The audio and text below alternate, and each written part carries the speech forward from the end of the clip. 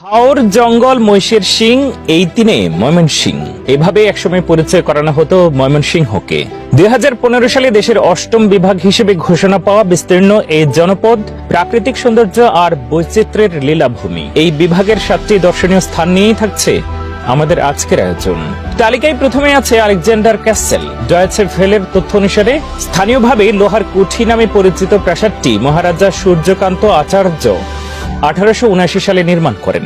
তৎকালীন জেলা magistrate MS আলেকজান্ডারের স্মৃতি রক্ষার্থে তিনি প্রাসাদটি শহরের কেন্দ্রস্থলে কোর্ট কাছারি এলাকায় নির্মাণ করেন।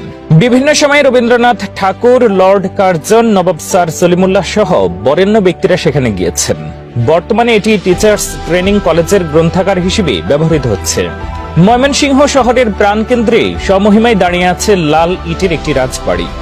এর প্রতিষ্ঠাতা জমিদার সূর্যকান্তের দত্তক পুত্র শশীকান্ত আচার্য চৌধুরীর নামে এই প্রাসাদের নাম রাখা হয় শশী লজ। রাজবাড়িটির প্রবেশদ্বারে রয়েছে সাদা মার্বেল পাথরে নির্মিত দৃষ্টিনন্দন গ্রিক দেবী ভেনাসের মর্মর প্রতিমূর্তি। এই প্রাসাদে রয়েছে অনেকগুলো গম্বুজ। মূল ভবনের পেছনে রয়েছে স্বচ্ছ সাদা এক দ্বিতল ভবন, যার নাম জলঘর। গণমাধ্যমের তথ্য অনুসারে 1952 সাল থেকে এই রাজবাড়িটি মহিলা টিচার্স ট্রেনিং কলেজ হিসেবে ব্যবহৃত হয়ে আসছে। 2015 সালে প্রত্নতত্ত্ব অধিদপ্তর জাদুঘর স্থাপনের জন্য ভবনটি অধিগ্রহণ করে। এর কয়েক বছর পর রাজবাড়িটির অন্দরমহল জাদুঘর হিসেবে সর্বসাধারণের জন্য উন্মুক্ত করে দেওয়া হয়।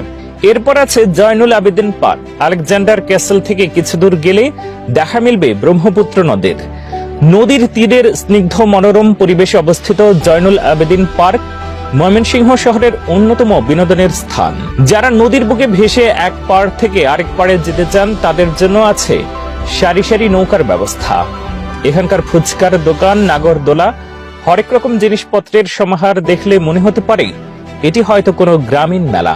পার্কের অন্য প্রান্তে আছে শিল্পাচার্য জয়নুল আবেদিন সংগ্রহশালা, যেখানে শিল্পীর আঁকা বিখ্যাত ছবি এবং তার ব্যবহার্য জিনিসপত্র সংরক্ষণ করা আছে। ডয়েচে ভেলের রিপোর্ট অনুসারে ময়মনসিংহে মুক্তিযুদ্ধে শহীদদের স্মরণে নির্মিত হয়েছে শহীদ স্মৃতিসৌধ বা স্মৃতিস্তম্ভ।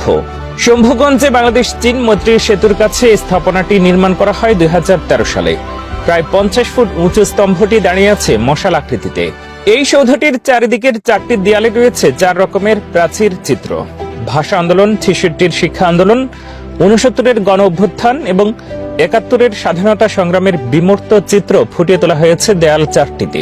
ময়মনসিংহের 3টি রেল ব্রিজের অন্যতম হচ্ছে কেওয়াটখালী ব্রিজ।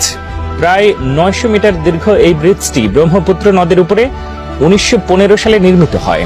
ময়মনসিংহের সঙ্গে চট্টগ্রাম ও ভৈরবের রেল যোগাযোগের সুবিধার্থে এটি তৈরি করা হয়। মুক্তিযুদ্ধের সময় শত্রু বাহিনীর আঘাতে সেতুর 3টি খুঁটি ক্ষতিগ্রস্ত হয়। বর্তমানে সেতুর উপর দিয়ে ঝুঁকি নিয়ে 3টি আন্তনগর, 2টি মেইল, 2টি কমিউটার এবং 8টি লোকাল ট্রেন চলাচল করছে। আরও আছে মুক্তাগাছা জমিদার বাড়ি। ময়মনসিংহ শহর থেকে প্রায় 17 কিলোমিটার দূরে অবস্থিত এই জমিদার বাড়ি দর্শনার্থীদের কাছে বেশ পরিচিত। প্রায় 100 একর জায়গার উপরে নির্মিত এই রাজবাড়ি প্রাচীন স্থাপত্যশৈলীর অনন্য এক নিদর্শন, যা আজও দর্শনার্থীদের মুগ্ধ করে। রাজবাড়ির বিশাল ফটক পেরিয়ে ভেতরে গেলে একতলে একটি ভবনের দেখা মিলবে। এখানে রয়েছে একটি রঙ্গমঞ্চ, রাজকোষাগার, টিন আর কাঠের নির্মিত অসাধারণ 2তলা রাজপ্রাসাদ আর রানীর সুসজ্জিত অন্দরমহল। ময়মনসিংহ থেকে টাঙ্গাইলগামী বাসে করে মুক্তাগাছা যাওয়া যায়। এছাড়াও শহরের টাউন হলের সামনে থেকে অটোরিকশা রিজার্ভ নিয়েও মুক্তাগাছা থেকে ঘুরে আসা সম্ভব। জমিদার বাড়ির সামনে আছে প্রায় 150 বছরের ঐতিহ্যবাহী গোপাল পালের মন্ডার দোকান।